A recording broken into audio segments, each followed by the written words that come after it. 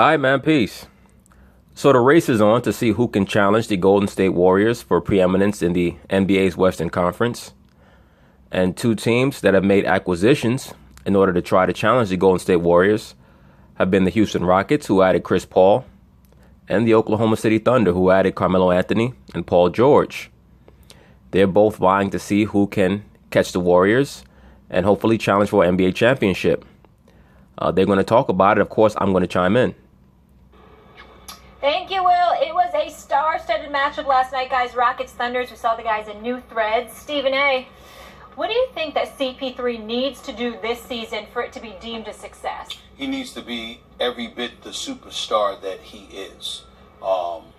And he needs to be the kind of superstar, the kind of transcendent superstar that makes a superstar want to come and play with them. Let me say this. You know, certain people might say that Chris Paul is not a superstar. I would put him up in that category, or maybe just underneath that category, because everywhere he's gone, he's had a very palpable impact on the team that he's come to. All right, he came to the LA Clippers, a team that was moribund, and he turned them into a very successful franchise.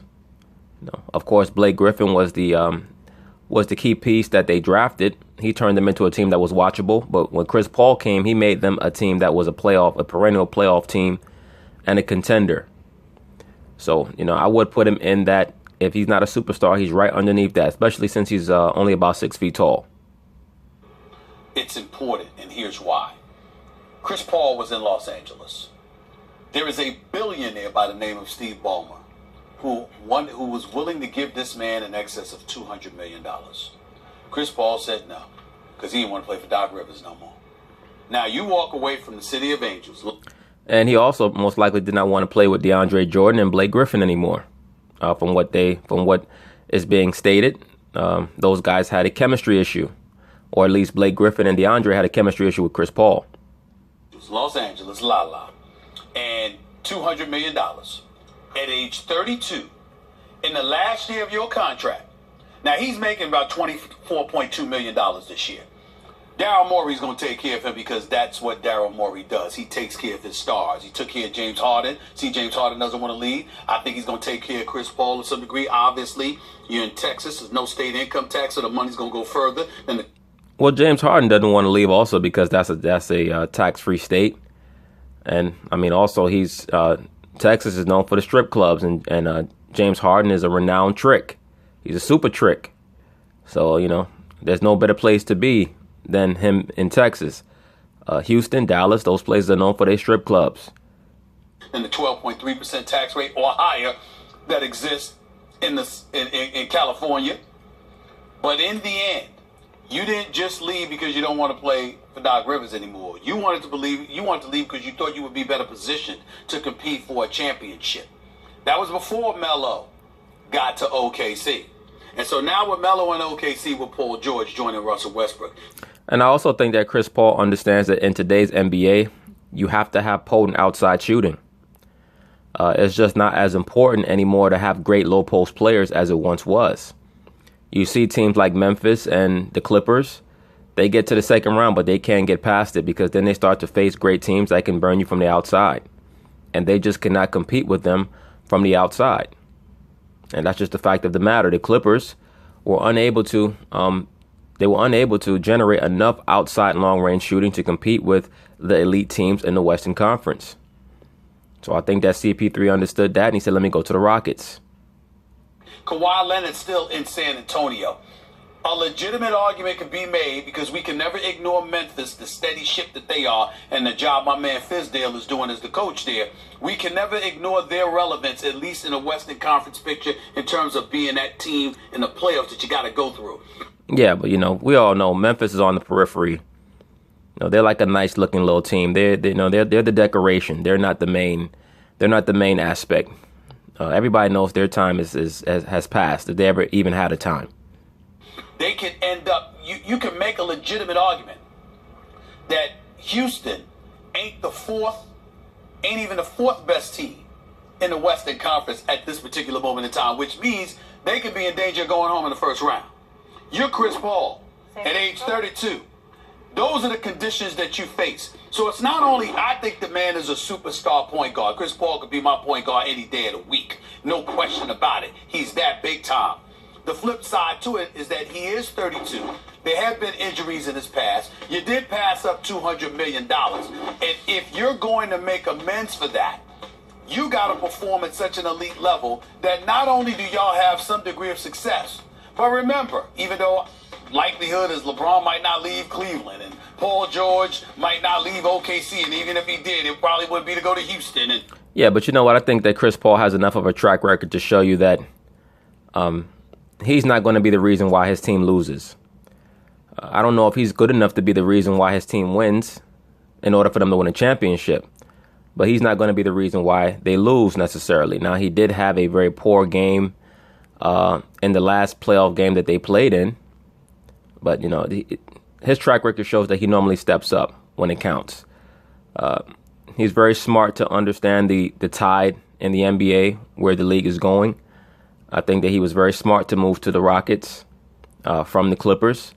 The Clippers' time has passed. That style of play is rather archaic. Blake Griffin, he's a relatively moderate or good, serviceable low post scorer, but he's not dominant enough to be the assistance that Chris Paul would need to win a championship. And DeAndre Jordan can't make free throws, and they've been unable to acquire the wing player that they would need in order to compete with a team like Golden State. Now, if James Harden went to the Clippers and played small forward, then now you got something. But not with that current team that they had in LA, where they're going to compete for a championship. And plus, Doc Rivers is, you know, people are starting to realize that Doc Rivers is a little bit overrated as a championship level coach. Now, if you give him 3 Hall of Famers, certified Hall of Famers, and really borderline 4, because Rondo was moving towards Hall of Fame level play during that time period, then yeah, he can win. He's great out of timeouts, etc. But I believe that his personality starts to grate on players. And then Melo, the same thing or whatever.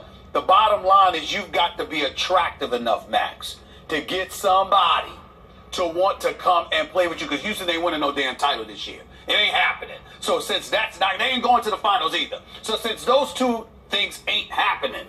Yeah, you never know, Stephen A. Somebody go down. You know, Houston has shown that they've been able to be competitive with San Antonio, and this is without Chris Paul. So, I mean, who knows? You never know. One of those guys on Golden State goes down, it'll be open. It'll be open season out west. The only thing that would spell success for CP3 is to have such an incredible season that you get your money and Houston gets a marquee dude to come and want to play with you and James Harden. That is the definition of success. Nothing else will do. Well, we see it along the same lines. We see it the same way along those lines. But I don't think it has to do with his play on the court. Mm-hmm. CP3, I, like most NBA fans, I think, who really care about this stuff, have a complicated relationship as a fan of CP3's. Because on the one hand, you watch him and every decision he makes seems to be perfect. Mm-hmm. So that's the perfect point guard, right? The way your boy, Larry Brown, would want a point guard to operate, the way he always wanted Allen Iverson, right? Like, that's CP3. Perfect. And I don't know if it's because the errors and the rules changes and the hand checking and everything and the analytics and the corner threes and everything have changed what a perfect point guard actually looks like, or if it's something else. But somehow that feeling about Chris Paul, because you look at his play, you go, that's exactly right. And then you look at his attitude, you go, boy, that's a leader. But somehow the whole is less than the sum of its parts with him. He had some interesting young pieces in New Orleans. They did pretty well. He didn't have enough. Tyson Chandler, they didn't have enough. They didn't have enough. But then he goes to the Clippers. Lob City. Blake Griffin, DeAndre Jordan, Jamal Crawford off the bench, shooters wherever you look. I mean, no, they didn't have shooters wherever they looked. I mean, they had J.J. Redick. That was pretty much the extent of their outside shooting. They tried to bring in a 50-year-old Paul Pierce, and that didn't work. I'm not trying to make excuses for Chris Paul. I think that Chris Paul is a great player, but I think that he does have certain wrinkles that are lacking. Even the great Isaiah Thomas, not the one who's currently playing on Cleveland, but the Isaiah Thomas who played with the Detroit Pistons, even he stated that Chris Paul sometimes plays it a little too safe. And in big moments, you have to move past the textbook and, have a greater feel for the game. And, Chris Paul has also shown that mentally he goes over the edge with his competitiveness, and you can get to him. You can break him mentally because he's so competitive that you can get him to implode sometimes. I mean, that should have been enough to do more than what he did. And so you start thinking, is it because he's simply not good enough, because he's not tall enough or something like that? I don't think that's it. Has the game changed? Well, actually, Chris Paul shoots the three really well. He does everything. The ball sticks with him a little too much. Yes. The style of play that he plays, the ball's in his hands a little too much. And I mentioned this before. If it's possible, if such a thing is possible, he's the 10 assists per game guy who's kind of selfish. And that was one of the quibbles that his former team, the Clippers, and the guys on that team had with him, was that he dribbled the ball too damn much. That's true. Shot 41% from threes last year. But it does. The ball sticks with him. He dribbles a lot. Okay, but that's okay because that's what he's running the show. He's running the show. He dribbles with a purpose. So what I am left with is I don't think guys like playing with him. I agree with that. I think that Chris Paul is a little too acerbic for a guy who has not won a championship. Kobe was able to get away with it because he had the buffer of Phil Jackson. So guys were able to suffer him a little bit more because they knew that Phil Jackson would come and would check Kobe. Chris Paul is very acerbic. He has a persona of somebody who has won multiple championships, and he hasn't. He's also a guy who alienates the referees against him and his team because he complains too much. With him, this is not just from what you hear, because everyone in the business hears things, right? Yes. But it's also just the look on the faces of the players on the team he played, like at the Clippers. People don't look happy, and I know how soft that sounds for me. So, what do you mean, don't look happy? No, it doesn't. It's different if you're Kobe Bryant. Now you see, when Max said, I know that sounds soft to say that people don't look happy. Stephen A. said, no, it doesn't. Why did Stephen A. say that? Because Stephen A., of course, is in the know. He knows how a lot of these players really feel about Chris Paul. He knows that most of them don't like him. Once again, what you're allowed to get away with is based off of what you have accomplished, what you have to offer to other people. People will tolerate more from you based off of what you have to offer them. And at the end of the day, Chris Paul has not won anything to have that entitlement personality, that acerbic personality that he's known for having, at least on the court. All right. He's known for being somebody who goes overboard, who implodes in big spots, to be quite frank with you. Sometimes Kobe's teams, they didn't look happy. No knock against Chris Paul. As I said, he's an amazing player to watch. He knocked Kobe great. Well, look, we know that a lot of the guys on Kobe's team didn't like him, or, as Max would say, did not look happy. But, as I've already stated, the LA Lakers, they had Phil Jackson there as a buffer between Kobe and the other players.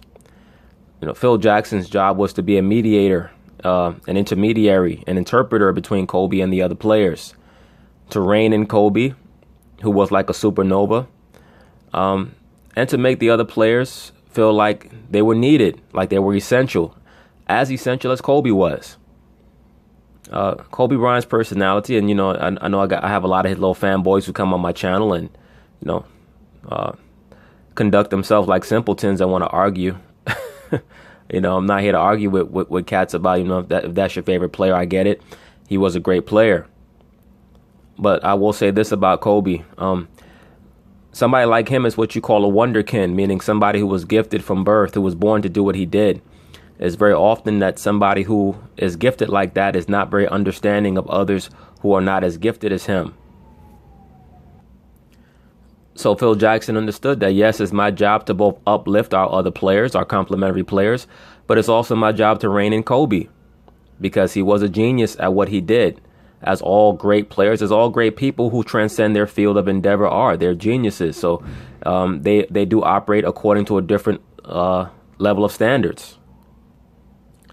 You'll oftentimes see many of these so-called analysts try to compare Kobe Bryant with Michael Jordan personality-wise. Michael Jordan was much more outgoing, and he was much more of a people person. He's much more gregarious than Kobe Bryant was. And nothing against Kobe. Like I said, it's very common for people who are geniuses in their endeavor to be loners, to be to themselves. Jordan kind of was different in that way. And of course, you have Magic Johnson, who was probably the most gregarious athlete ever, or at least he puts on that persona. So, that's common. But, to get back to the point, Chris Paul does not have enough equity to be as acerbic as Kobe Bryant was. Plus, he takes it even further in regards to his treatment of the refs and his coaches. So, that's where it becomes problematic for him in the possibility of him recruiting other players to come join him in hopes of winning a championship. Kobe, because he's taller and he's just better. So Kobe was great enough that sometimes, damn it, people could be miserable on a team with him, and he was going to lead them by hook or by crook to a title. Well, it was more like Phil Jackson led them by hook or by crook to a title. All right, there's a reason why when Phil Jackson left and Shaq left at the end of the 2004 season, all those guys left. That's why you see Rick Fox and Robert Horry and all those guys got the hell up out of there, because they realized that if Phil Jackson wasn't going to be there and Shaq wasn't going to be there, that there was no need for them to be there. Rick Fox is on record as saying that he retired early because he didn't want to play with Kobe. Just is what it is. You see, the only person who really was able to stick by Kobe throughout the title runs was Derek Fisher, and even he took a sojourn to go play with the Utah Jazz. Fact of the matter is this, that sometimes when you have a supernova like a Kobe Bryant or a Russell Westbrook, you need to have a special type of coach that can rein those guys in, because those guys are like piranhas. They'll eat everything in the water, and then when there's nothing left in the water, they'll start to cannibalize themselves. Chris Paul ain't Kobe. He's got to figure out a way, in my opinion, to make the game fun for his teammates to play in order to attract that star you're talking about. Max, if there was ever a moment where you wanted to sit up there and say, Stephen A., I got a good point, this is it, because you're absolutely right on the money. Yeah, he's saying that Max is right because of what he's heard from other players directly. So he knows that what Max is saying is correct. And it's obvious that what Max is saying is correct if you pay attention to Chris Paul and how he interacts with teammates and how he interacts with referees and things of that nature on the court. There's no denying a scintilla of what you just said. He's got to figure out a way, because, look, they're not going to admit it, but I sort of smiled on Blake Griffin's face, and it wasn't just because of the $175 million. If CP3 had taken $200 million, Blake Griffin was gone. Of course, because Blake Griffin, as I've already stated, Blake Griffin was happy to see Chris Paul leave because he wants to do a lot of what Chris Paul's role was in the offense. He wants to be able to make decisions at the top of the key. He doesn't want to be restricted to just being a low post scorer, take mid-range jumpers and jump hooks.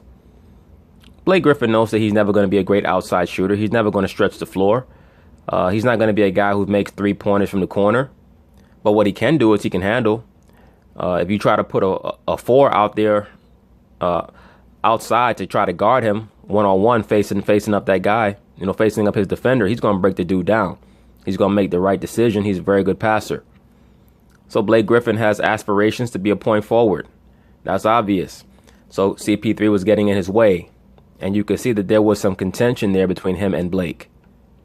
Blake Griffin wasn't coming back to the Clippers. They didn't want him back. They had the money to give him because Chris Paul wouldn't take the money they were offering. Okay, so let's keep that. I'm telling you what I know. That's a fact. That's number one. Number two, Blake Griffin wasn't that sad that he was gone. Neither was DeAndre Jordan. Point number three. Of course, DeAndre wasn't sad that he was gone. DeAndre probably happy he don't have to dress and drag anymore for those ridiculous State Farm commercials. Okay? But as I've already stated in a previous video, Chris Paul and Jay-Z and James Harden as well, they are adherents and believers in the worship of the god Pan. Okay? Allegedly. Three, neither were Doc Rivers, believe it or not. So you got all of that going on. That's not an accident. Now, for me personally, Doc Rivers is known to not get along with his point guards. Doc Rivers is really known to not get along with any of his players after a certain amount of time, because Doc Rivers is another guy who is, tends to be extreme. Number one, he's power hungry. He loves attention, and he loves credit. So after a while, when he starts to start giving credit to a guy like a Rajon Rondo or a Chris Paul, guys who oftentimes are strong-headed and want to call their own plays and make their own decisions on the floor, it started to butt heads with Doc. Remember, Doc was an old-time point guard himself. I view Chris Paul as a Hall of Famer. I mean, the dude is just special. Yeah, that's not even a question. The man's been in, 8, 9 All-Star games? As a point guard, he's just special. Listen, where they messed up is the Golden State Warriors hadn't learned how to win yet. You had Houston That was your up window. 3-2. That was your window. And when they blew that by letting Houston come back from that 19-point deficit, outscoring like 49-9, with James Harden on the bench, mind you, with James Harden on the bench. So, if they allowed Houston to do that, what makes you think that Golden State would not have been able to do even worse? I mean, what makes you think that Golden State would not have been able to do even worse? The Clippers had a nice little team that year, but they were not going to beat Golden State, even though Golden State didn't know how to win yet. Their real window was 2014 when they beat Golden State in 7 in the first round. And I believe they lost in the second round. I'm trying to remember who they lost to, either Memphis or San Antonio. I believe they lost to in the second round of the 2014 playoffs. But nah, they never had enough to win a championship, not that team. Okay, that was the beginning of the end for the Los Angeles Clippers. We get all of that. But now you have this situation. Yes, he has to make it fun. He has to make sure that guys gravitate to him. I don't think that's going to be a problem with James Harden. I don't think you can find anybody happier than James Harden that Chris Paul is in H-Town. We get all of that. But you still passed up $200 million at age 32. And by the way, some people think it's absolutely stupid. To me, it makes me respect the hell out of Chris Paul in this regard. Damn, you really believe in yourself, A. And B, he's the principal dude that I know. He ain't happy, so to hell with the money. I'm not taking it. I'm going to go elsewhere to get it rather than stay in a situation that makes me unhappy. Yeah, and plus he understands playing in Houston, he's going to make up whatever money he lost in taxes anyway. I mean, that's not that difficult to figure out. That's what Chris Paul did. So I respect the hell out of him for making that call. But it still doesn't negate the fact that you went to Houston thinking that Melo was going to ultimately follow you and you would be in a position to be one of the top 2 teams in the West. And now you might not even be one of the top 4 teams in the West. Because not just Memphis, Minnesota's got some weapons now. Yeah, well, you know what? Minnesota has to prove that they can at least be a 500 team. They have a lot of guys on paper. Tom Thibodeau has never won shit. And I saw somebody made some comment, well, Tom Thibodeau won with Boston. I mean, I'm sorry. I don't give guys credit for winning championships as assistant coaches. All right, that's a whole different ball game. You know, you got guys like Norv Turner in football. He won championships with the Cowboys. He's never won shit as a head coach. Like that doesn't make a difference. That doesn't count for me on your ledger. Tom Thibodeau has to show me that he can build a team and not run guys into the ground and have their bodies breaking down after a few years like he did Derrick Rose and a lot of those other guys in Chicago. He has to show me that he actually can implement an offense that's conducive to bringing out what his players can actually do. All right, he has to show that he's not going to have too many guys at the same position. He's already brought in Jimmy Butler and he got Wiggins playing, you know, basically they're the same player. Right? So, I mean, I don't know. They're going to be, they have a lot of talent. That's what I do know. Will Memphis be better than the Rockets? I don't know about that. I don't know if Memphis' style of play is conducive to beating a Houston, but who knows? Who knows? With a Mike Conley there and the system that they run, Marc Gasol, Zach Randolph smoking weed all damn day, allegedly. But, you know, we'll see. With Butler, with Karl Anthony Towns, who has arrived, Andrew Wiggins. I mean, I'm just looking at it. Houston might end up having Houston, some we have a problem. Right. I'm talking about Chris Paul because I ain't worried about James Chris Paul Harden. and James I ain't worried about James have a Harden. chance actually to play very well together. And you think about two such high usage players where the ball really does stick with them. Harden a little less this past year, it seems, because D'Antoni's offense and everything. But those are two guys like the ball in their hands. How is that going to work? The New York Knicks of the early 70s, Stephen A., they trade for Earl the Pearl Monroe. No, don't even compare them. They're basically going to play your turn, my turn. That's what they're going to do. They're going to have 3 other shooters. The shooter's job is going to be to space the floor, allow them to break their man down at the top of the key, and either pull up from 25 feet after dribbling through their legs 500 times, or kick out to an open shooter in the corner. That's the offense they're going to run. Don't compare them to the early 70s Knicks. The early 70s Knicks were constantly moving the ball. Black Jesus. I mean, that was a high usage. Black Jesus is a redundancy. Usage, ball dominant. By the way, kids, YouTube Earl Monroe. You think, in the old days they couldn't play. that dude is still maybe the most impressive guy I've ever seen in my life. How are those two going to coexist? They were both winners. They both wanted it. They figured out a way. I believe that's the case with Harden and Chris Paul. They will figure out a way to be successful in that backcourt. Chris Paul will bring something like what you saw from Harden in Game 6. Like I still say, it was an imposter. Somebody stole his jersey. That wasn't James Harden that I knew, that I had as my MVP until the last 2 weeks of the season. Yeah, somebody switched them off, Stephen A. Somebody switched his ass off. Somebody said something to him over the phone and totally switched him off. But that's what they can do to Monarch athletes. But that's neither here nor there. And to me, I'll bet my check. That would not happen to James Harden. What happened to him in Game 6 was Chris Paul. Chris Paul that would not happen. That would not happen. I agree with that. I think they can make each other better. And the question is, not are those two going to be happy? Can they keep the rest of the team happy? Yeah. And Chris Paul, Can they get more you know what my problem is with your argument? Who the hell's the rest of the team? Yeah, I concur. Who the hell are the rest of the team? Or is the rest of the team for them to be concerned about these guys and their happiness? All right, these other guys, their job is to make sure that they perform their duty, that they do their role, and that they make open shots when they have the ball kicked out to them. That's the modern day NBA, period. Listen, PJ Tucker, Eric Gordon, Trevor Reeves. I mean, I respect the brothers. Gordon's good. They can play. Listen, Gordon's good. I'm saying they can play. They ain't scrubs. But you know, I mean, when you consider the rest of the West, I'm not feeling that. You agreed with me before Clint Capella, that if you need to attract one more star player, that star player has to feel that they're going to a healthy working environment where people like to play together. Bottom line is, Chris Paul doesn't just have to play great basketball and get his money. Chris Paul has to make Houston an attractive destination for a star to want to come there next summer. Well, the problem with that is that Chris Paul has already established his brand as I'm going to say what I want, and I'm going to flip out on you if I want. That's his brand. All right.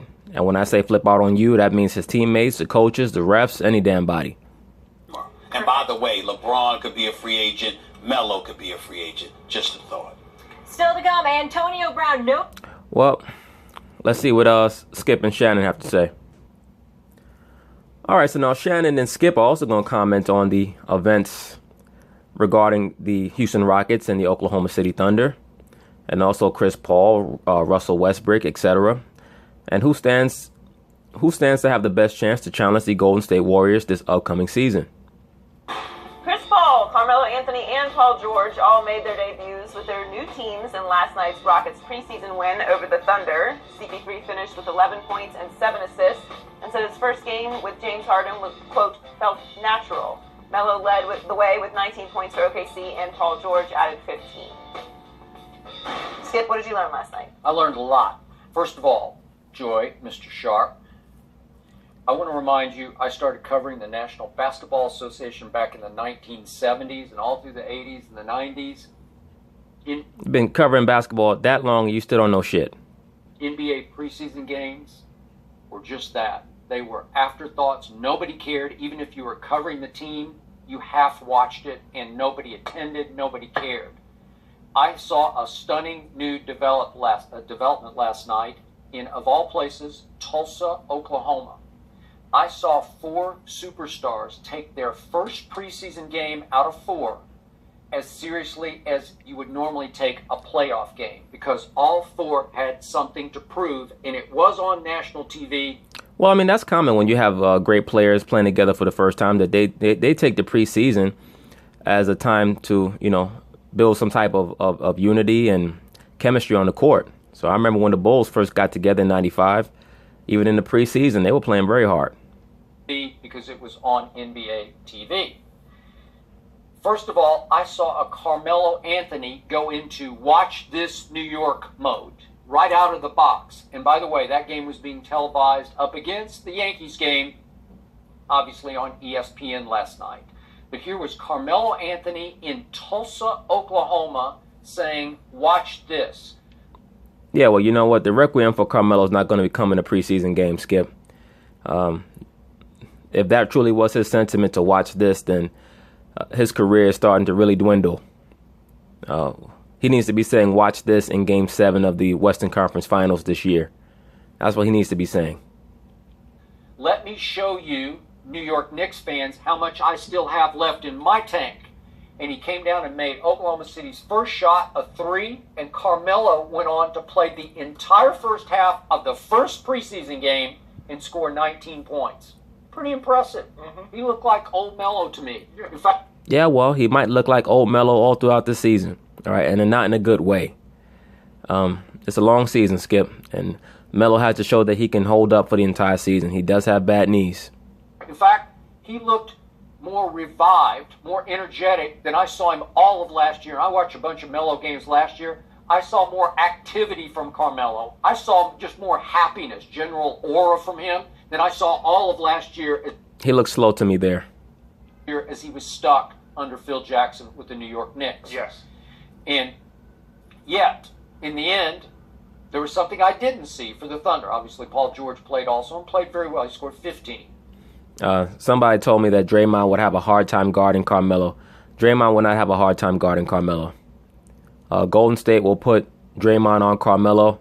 The best thing that Carmelo will do for OKC is that he will space the floor and force Draymond to come out and guard him. But Draymond will not have a hard time guarding Carmelo. Carmelo holds the ball too long. And that's what OKC has. They have a bunch of ball stoppers. Russell Westbrook did not play last night. Because Russell Westbrook, by the way, was getting a PRP shot. Do you know PRP shots? Yeah. They're pretty serious business. Platelet-rich plasma. It means there's something going on with your knee that's not all that great. He's still having some sort of lingering soreness from his operations that he's had in the past. Yeah, when he hurt his knee, and then Patrick Beverly played dirty and hurt him again.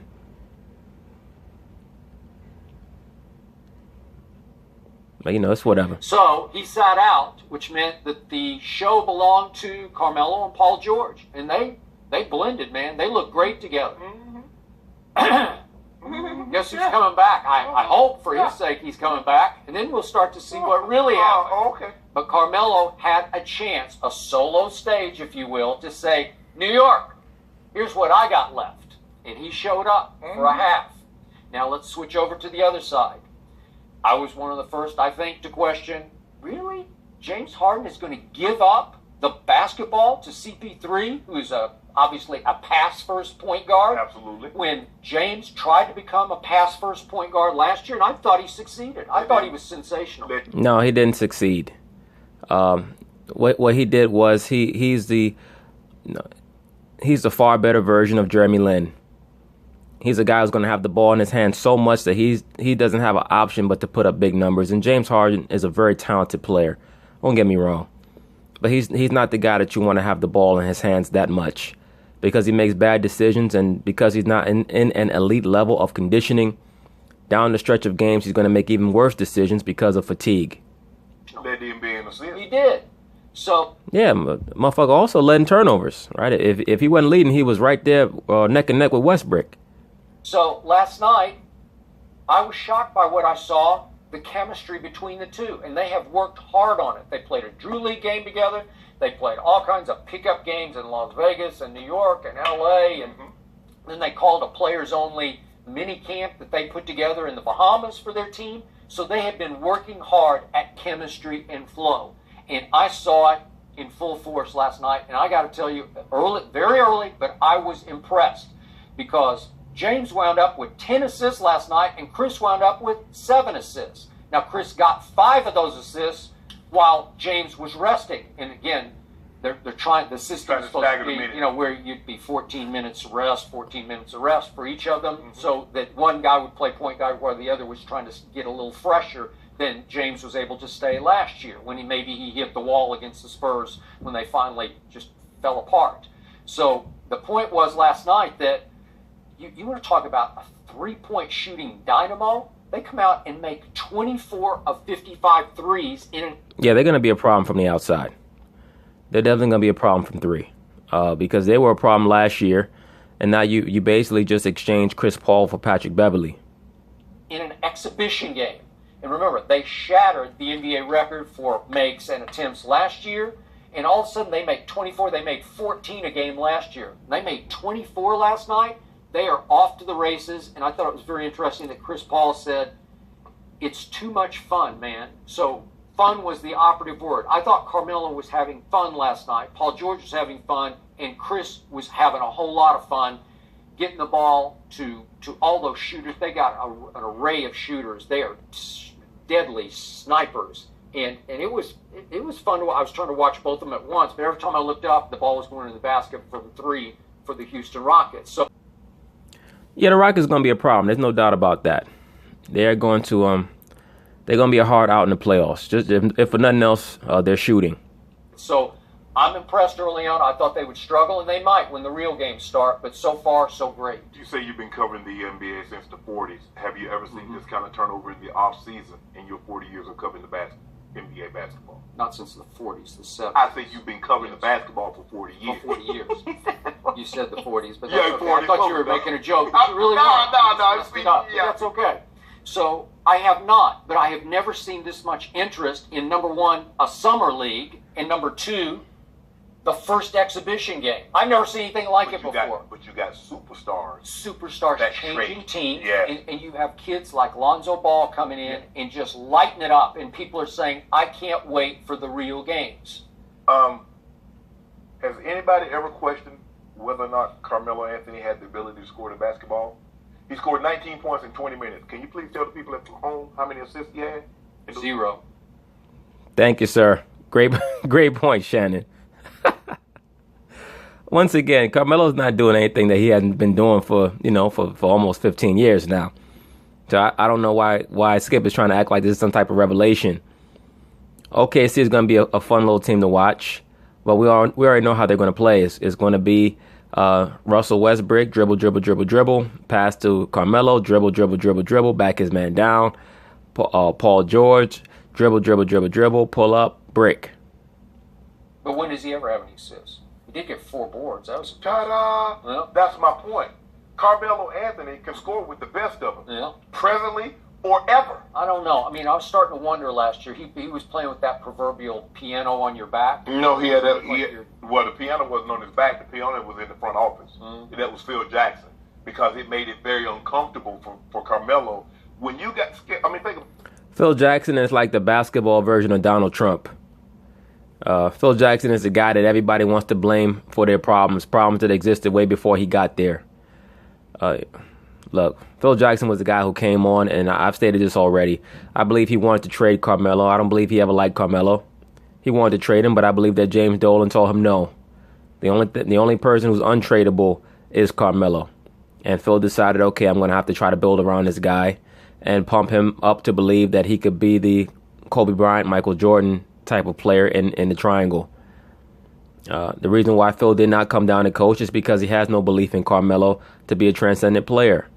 When a guy's been in the league for 10, 11, 12 years, and you pretty much know what a guy could do after his first 2 or 3 seasons.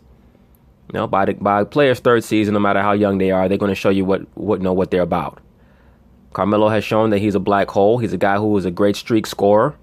At one time, he was great from the rim all the way out to the 3-point line in regards to his ability to get hot and be a streak scorer. But that's pretty much all he does. He doesn't play defense. He's not a great rebounder. He's a poor passer. So I know Phil saw all that and wanted to get rid of him. James Dolan said no. Phil eventually got bitter because having to treat Carmelo Anthony as a centerpiece of a championship team was making him look even worse than he probably would have looked if James Dolan would have given him the freedom to ship Carmelo off. And then plus Carmelo was being puppeted by his wife, so he did not want to get traded from New York. So all of these things worked as a confederacy against Phil Jackson, not trying to act like Phil Jackson is a great front office guy. But look, man, the Knicks have been, they've been full of fuckery since the mid-'90s in their front office. Please. think about it. You got your president of basketball operation taking shots at you at every turn. Yeah. Every article, every interview, he's saying something, Yeah, like I was saying, that was his attempt to try to get Carmelo to, to drop his no trade clause. He's a ball stopper. It's the black hole. Carmelo needs to go somewhere, blah, blah, blah. All of which was true. And Carmelo just got tired of it. He just, whatever. Now, we know Paul George. Paul George can play off the ball. He can play on the ball. But you also mentioned there was no Russell Westbrook. No. Now, when he gets back, and in preseason, everybody's going to be doing all this thing. They're going to be trying, I can play with him. I can play with that. But when the rubber meets the road, when these games start to count, we're going to see how well they can blend. Also, Chris Paul, James Harden. Now, Mike D'Antoni says, he wants to try to stagger the minutes. He want to play this minute. But what happened when James Harden gives you that side eye? He started looking at you like... On the bench. Yeah. D'Antoni made a joke about it. Oh, I guess that death stare he called. Yeah, when he give that death stare, D'Antoni to give him back a death stare and say, look, man, why don't you go talk to the defensive coach? Such a big ass can learn how to move your feet. Since you want to move your head like that, learn how to move your feet. Black ass can't guard a damn statue. Well, yeah. They don't have he's like... It's not a bad James Harden impression. Yeah. Look, you and I both know, Skip, it's easy to play in the preseason. It's when these games start to count. And then these egos, because everybody that's on the team, Paul George has been the man. Carmelo Anthony has never not been the man. Russell Westbrook says, I am the man. Yep. Chris Paul, normally used to having the basketball. James Harden, since he's been in Houston, had the basketball. That's going to be the difference between these teams and Golden State when, as Shannon says, when the rubber meets the road. You're not going to see these problems with Golden State. And this is why I highlighted Kevin Durant's statements about Steph Curry and the sneaker issue, the potential beef. Because that was asinine on Kevin Durant's part for him to even say something like that and not be cognizant of a teammate who welcomed you in with open arms and basically allowed you the run of the house. That shows you, Kevin Durant, like I've been stating for the longest time, it's not all there upstairs. Then and only then can you get a true test to see what they're actually going to be. And in OKC, who takes the last shot, Skip? Well, obviously Russ does. Whoa! No, he did when Durant was there. That big was shot, the problem. but that was the problem. Yeah. Well, what about Melo? Melo said, I'm a big shot maker and taker. Is he? How many big shots has he made? I'll wait. I remember he made one in a regular season game against Chicago about 5 years ago. That's the biggest shot he ever made as a Knick. He is. What about Paul George? Paul George said, I take big shot. He is not not a big shot. Big shot taker. I mean, George Paul, right? Paul George says, I'm a big shot taker and maker. He's a big shot. Man's never made a shot. Man never made a big shot in his life. Even Shannon can't keep a straight face. Misser. Don't do that. Yeah, well, he is. He's the third wheel, and it's okay. He ain't no third Yes, wheel. he is. No, Yeah, he's he'll be second fine. wheel. Yeah. Carmelo's third. Yeah. I don't think Carmelo's going to live with that. He might go New York. I don't know how this deal fell apart because we had a deal on draft night that was going to send Carmelo and Paul George to Cleveland. Yeah. How in the heck did that deal fall apart? So, Here we go. Here goes Shannon turning back to his boo again. Back to LeBron. somebody must have been on that thing then, Skip. Somebody was drinking. Somebody was fell asleep at the wheel. If I'm LeBron, I demand answers. I knew it. See, LeBron vouched. Hey, it turned out better this No. way. You got Dwayne Wade. I'll take Dwayne over Carmelo any day. No.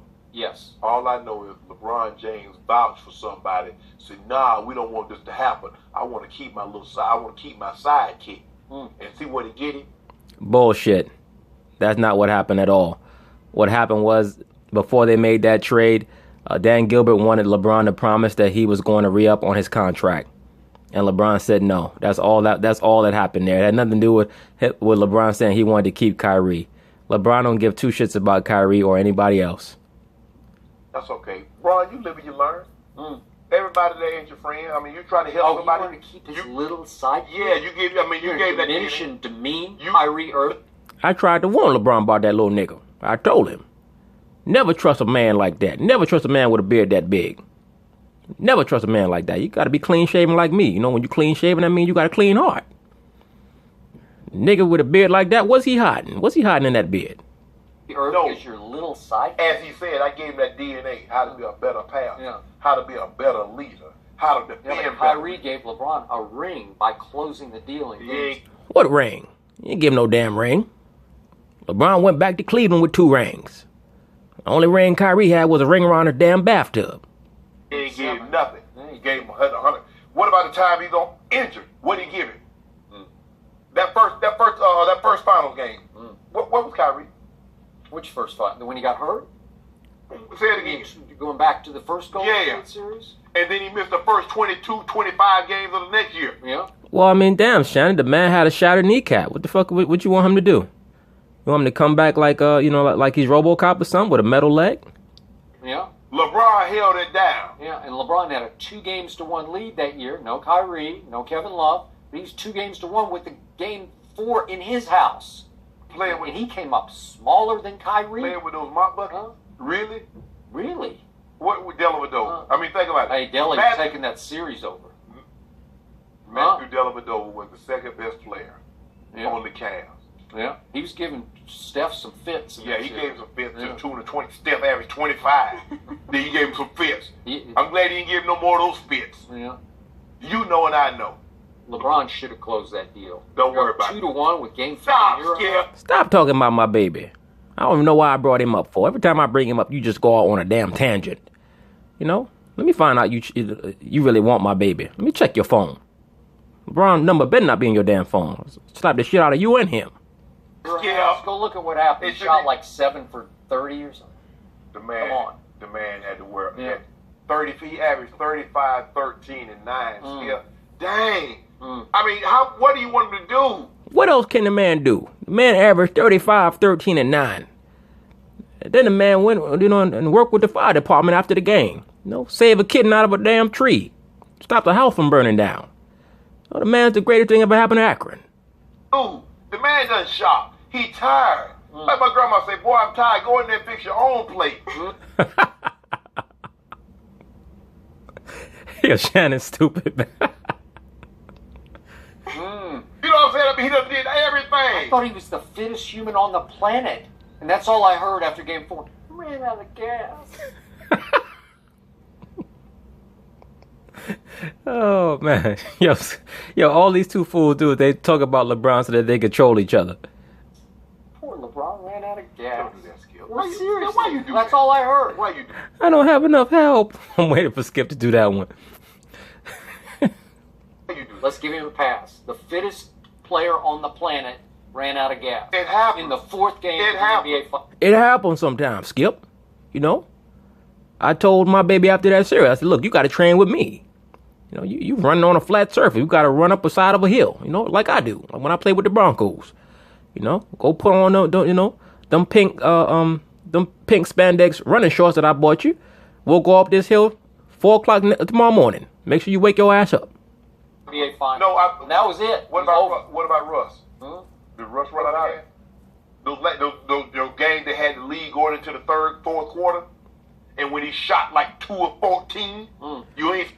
Look at Joy. Joy trying to figure out how to cut in so that she can cut down Shannon in some way, but she can't really come against what he's saying because it's the truth. Yes, Russell Westbrook got tired in the fourth quarter. Just like you got some guy was telling me, "Oh, Russell Westbrook got the best fourth quarter numbers." I mean, please stop. You ain't say nothing about Nobody says Russ is LeBron James. it. And they better not say it either. They better not say nobody's LeBron James but LeBron James. I'll say Oh, Kevin Kevin Durant is Durant. LeBron. Kevin Durant, James. don't do that, Skip. Well, who was the MVP of the finals? God, Skip. it's over. He It's won. okay. I mean, being second best player is No. not bad. What did that mean, Skip? Cornbread Maxwell was the MVP one year. Andre Iguodala won it one year. What's that mean? They better than LeBron too? Go ahead and say they are. I promise you this will be your last show. Okay? I'm not taking anything away. I'll give you LeBron's the second best. No, I won't. I'll give you because Kawhi. I forgot about Kawhi. Sorry. What do all the general managers say? What do all the polls say? Braun, number 1. Again for the 7th straight year. He don't even know what it's like to be number 2. Okay, in the finals he did. But it wasn't his fault. It wasn't his fault. leave it there. Kyrie went 0 for 7 on the They three. explode. Fix it. I tell you, man. Everybody should want to have a defender on the level of Shannon defending LeBron James. I've never seen loyalty like this in my damn life. I really hope they are married behind the scenes for him to be that damn loyal. All right, so now just continuing on the theme of the OKC and Houston Rocket acquisitions. Let's see what they're going to say about who may be the most impactful NBA acquisition this season. As you can see by this graph, Paul George is prognosticated to be the most important player acquisition or the most impactful for this upcoming season. The annual NBA NBA GM survey is out, and 57% of the voters say that Paul George is the offseason acquisition that will have the most impact this season, followed by Jimmy Butler, 17%, Chris Paul, 10%, Kyrie Irving, 70% of the vote. Stephen A., do you agree that PG-13 is the best offseason move? If you're talking about him as an individual talent, yes. Okay. Because I think that he's the kind of transcendent, he's flourishing into that kind of transcendent star that you need to look at him that way. I don't know. We'll see. It depends on how well Russell Westbrook utilizes him. Once again, a lot of it's going to fall on Russell Westbrook. But right now, to me, Kyrie is probably going to be the most impactful. But we'll see. There's also going to be a big referendum on Kyrie. Okay? It's going to be a big referendum on Kyrie. Kyrie's going to have to show that he can at least do what Isaiah Thomas did for that team. They're going to have to win at least 50 games this year, or it's not going to look good on him. But analyzing the game of basketball, looking at the respective teams that they're on and the teammates that they're playing with, I'm going to say I respectfully disagree with that. My selection will be Chris Paul. Here is why. And that's definitely reasonable. Chris Paul is definitely going to be up there as well. But we'll see. Why? Couple of things. And in the interest of full disclosure, I spoke to Chris Paul yesterday, okay? And I'll just leave it at that. I'm sure he was very happy with what we had to say yesterday on the air. Well, he was cool with me. Real happy with you. He's cool with me. He was cool with me. He didn't. Seriously speaking, he doesn't. He's got thick skin, but his whole thing is about understanding the game of basketball and understanding what he brings to the table, and his mentality that Luke Mbamute is there with them. Jamal Crawford's gone. DeAndre Jordan's with the Clippers. But, listen, ask him where he wants to be, those kind of things. But that's a subject for another day. So basically, Chris Paul is saying that Doc Rivers is the problem, right? Basically, Chris Paul is saying, I'm not the only one who wanted out. So he's saying Doc Rivers is the problem. Here's the reality, and it's incredibly important that everybody understands this. Chris Paul has been desperately wanting to play with a star shooting guard, but also with the ability to play the point, because he loves J.J. Redick. But J.J. Redick is a shooter. Wherever Chris Paul has played, from New Orleans to the Los Angeles Clippers, when he was on the court, I'm not talking about teammates, who he was on the court with, he always had a vast majority of ball handling responsibilities. He doesn't want that. Well, that's definitely understandable, seeing that he's getting older. He wants to be able to play off the ball now, and that will not only that not only will preserve his legs, that'll add additional years on his career.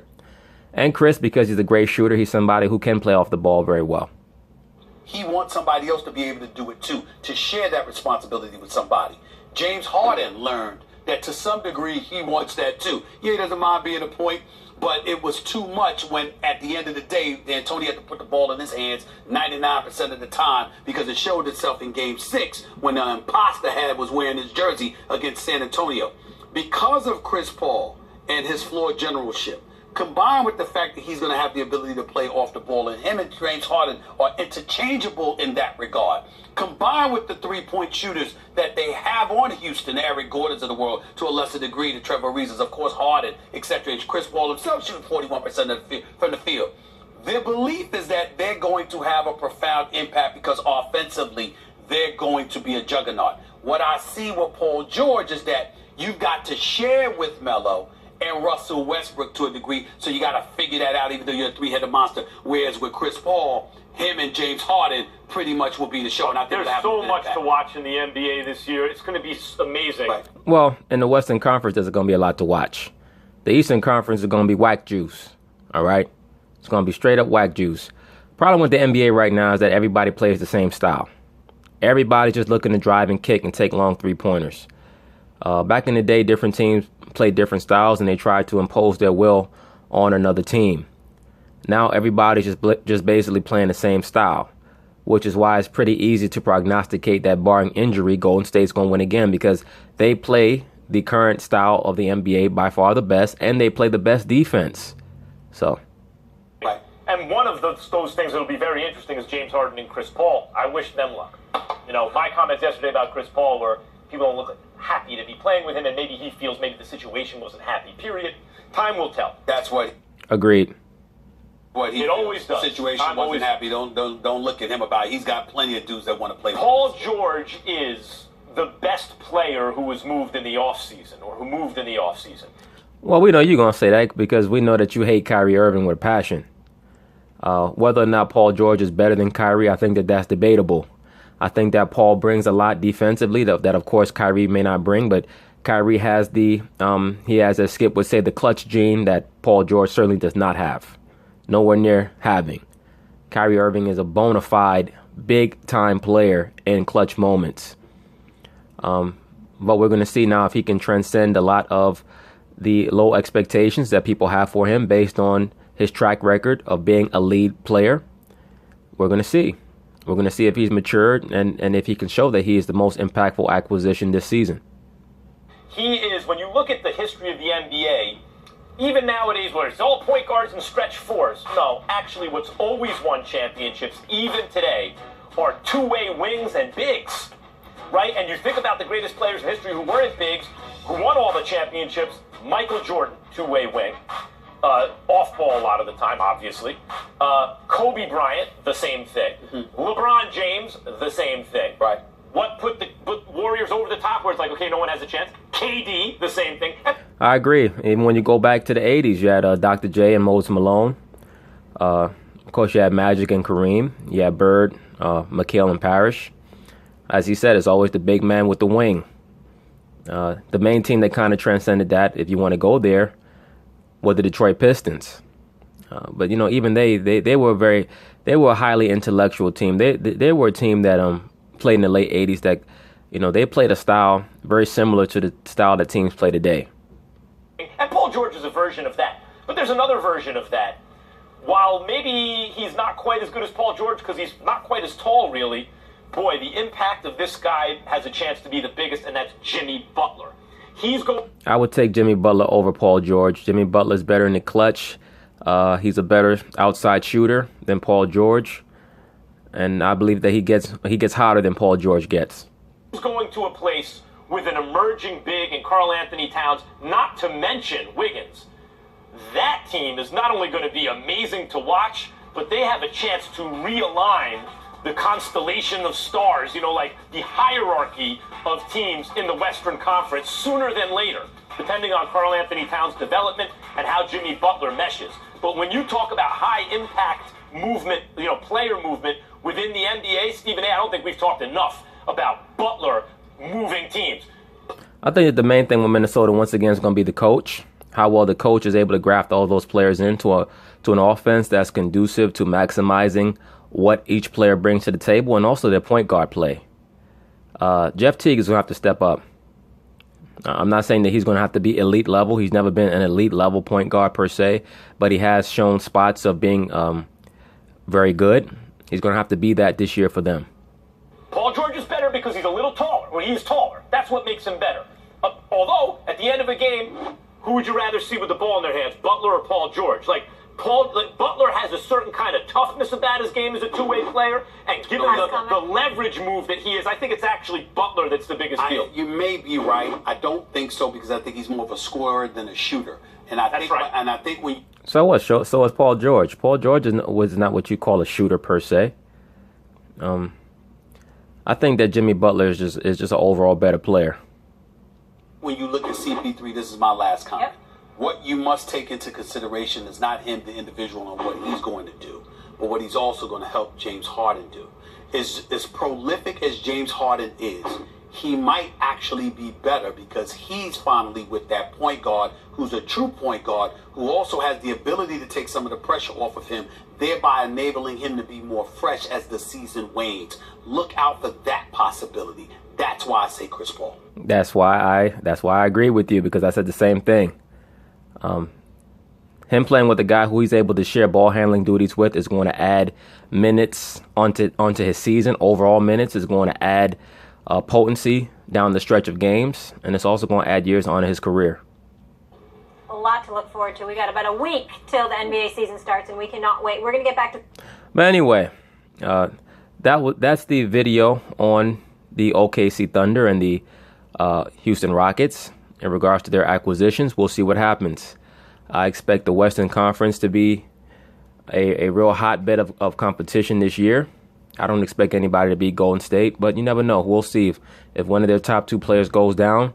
It definitely gives the other teams an opening. But anyway, peace.